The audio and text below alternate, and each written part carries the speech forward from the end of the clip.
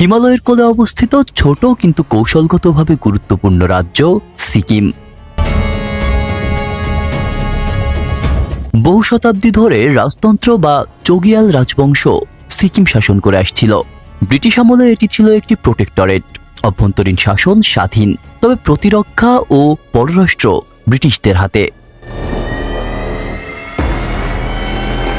1947 সালে ভারত স্বাধীন হওয়ার পরও সিকিম স্বাধীন পরিচয় ধরে রাখে, কিন্তু ভারতের ভূরাজনৈতিক হিসাব ছিল একেবারেই ভিন্ন। চীন সীমান্তের ঠিক নিচে অবস্থান করায় সিকিমকে ভারতের নিরাপত্তা বলয়ে আনা ছিল ভারতের অন্যতম প্রধান লক্ষ্য।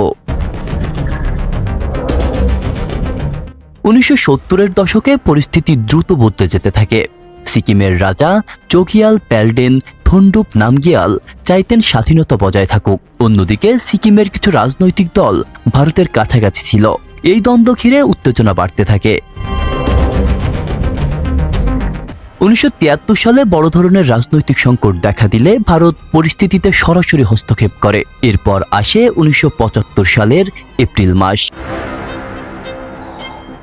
ভারতের সেনাবাহিনী ঘিরে ফেলে গ্যাংটকের রাজপ্রাসাদ। চোগিয়ালের যোগাযোগ